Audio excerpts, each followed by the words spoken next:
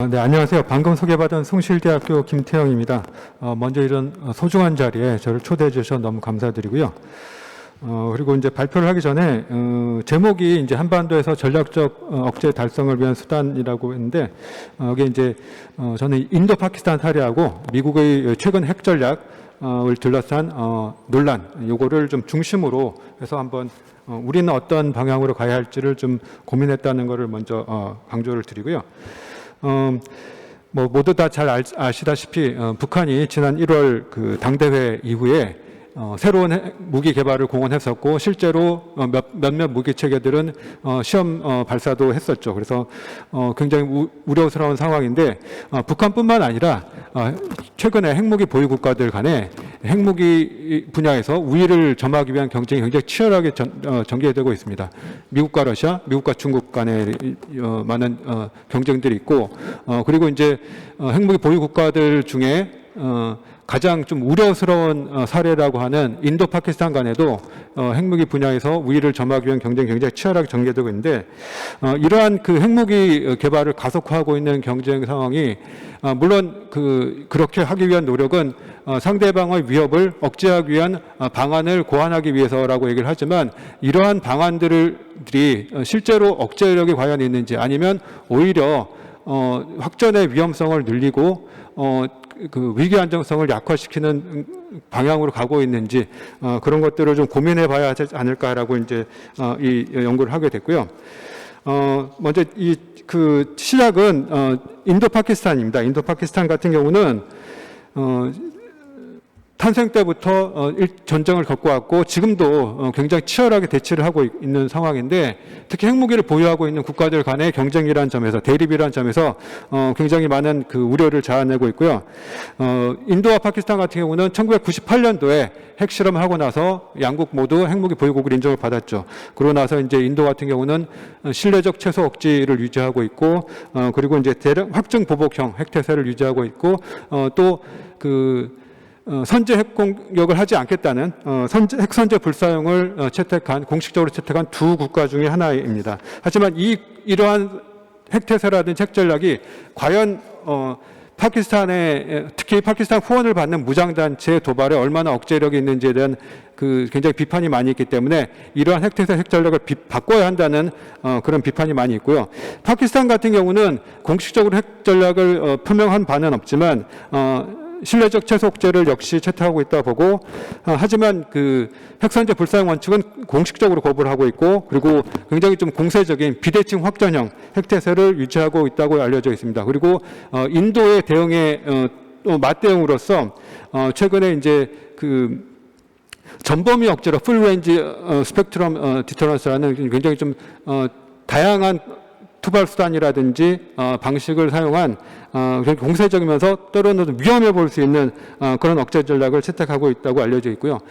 이러한 이 양 국가의 대치 상태에서 많은 위기 상황들이 벌어졌는데 1999년도에 벌어졌던 4차 인도 파키스탄 전쟁, 카길 전쟁이 그중에 대표적인 것이죠. 왜냐하면 98년도에 양국이 핵실험을 했는데 바로 1년도 채 되지 않은 상태에서 양국 간에 전쟁이 벌어졌기 때문에 이것이 과연 핵전쟁으로 비화되면 어떡하나 하는 국제사회의 우려가 굉장히 컸었습니다. 다행히 더 이상의 확전은 되지 않고 7월 말 정도 한 두어 달 정도 이후에 자제가 되었는데 특히 이 상황에서 양국이 모두 좀 확전을 자제하려는 그런 노력을 분명히 보여주었고요. 특히 인도 같은 경우에는 통제선을 넘지 않은 라는 노력과 그리고 이제 미국이 적극적으로 중재했었기 때문에 더 이상의 이제 확전으로 비화되지는 않았었는데 이후에도 이 카길 전쟁을 둘러싸고 핵무기가 과연 어떠한 역할을 했는지 억제라든지 아니면 오히려 도발을 부추겼는지 이러한 것에 대한 논쟁이 크게 있었습니다. 하지만 당시 카길 전쟁 같은 경우는 핵 선제 공격을 하긴 유효에는 분명히 있었지만 양국이 다 통제할 수 있는 상황은 유지가 됐었기 때문에 상황이 무난히 넘어갈 수 있었다는 그런 평가가 이제 중론인데 그 이후에도 이제 계속 위기 상황들은 있었죠. 2001년 12월에 국회의사당 공격으로 인한 위기가 있었고 2008년도에 문바이 테러 위기가 있었고 2016년도에는 캐슈미르에서 우리라는 지역에 대한 테러 공격이 있었습니다. 그때도 계속 대치와 위기가 있었지만 다행히 큰 확전 없이 넘어갔었습니다. 근데 가장 최근에 좀 우려스러운 사건은 2019년 2월에 인도령 카슈미르 풀와마라는 지역에서 테러 공격에 의해서 40명 이상의 인도군이 이제 사망하는 사건 이후에 인도가 이제 강경한 대응을 천명을 하면서 실제로 이제 모디 총리, 당시 총선이 얼마 남지 않았던 모디 총리가 의도적인 확전을 지시를 하면서 파키스탄령 카슈미르가 아닌 파키스탄 영내에 있는 그 무장단체의 기지라는 곳을 공습을 했어요. 공군기를 동원해서 공습을 했는데 이 와중에서 이제 파키스탄은 여기에 대한 반격을 시도를 했고 그러면서 공중전까지 벌어지면서 1971년 3차 인도 파키스탄 전쟁 이후로 공중전까지 벌어지면서 굉장히 확전이 되지 않을까 하는 그런 우려가 굉장히 컸었습니다. 여기 이제 164페이지에 인도가 공습한 지역에 대한 지도가 나옵니다. 발라콧이라는 나오는데 그 풀와마 테러 공격하고 이 발라콧 공습이 큰 주목을 끌게 된 것은 인도가 그 테러 공격에 대한 응징을 구실로 굉장히 의도적으로 확전을 했다는 것인데요. 그러니까 수평적 확전, 수직적 확전을 다 했죠. 그러니까 지역도 그렇고 방식도 그렇고 확전을 했는데 물론 이제 여기에서 그렇게 의도적으로 확전을 했지만 더 이상 확전을 할 의도는 없었다는 것도 넌치시 비추긴 했습니다. 그 전략적으로 이제 좀 민감하지 않은 지역을 타격했다든지 그런 것도 분명히 있었지만, 하지만 실제로 더 확전이 될 가능성도 있었고요. 왜냐하면 인도의 유일한 핵무기 발사 잠수함이 이제 파키스탄 인근에 있다는 것을 경고를 했었고, 파키스탄 같은 경우에는 핵무기를 통수하는 기관이 소집됐다는 것을 은연중에 비췄었고, 그리고 이제 만약에 공중전술 때 격추된 인도의 조종사가 무사 귀환하지 않았다면 모디 총리가 단거리 핵미사일 아니고 단거리 미사일 발사까지 신중하게 고려했었다는 그런 보고도 있었고요.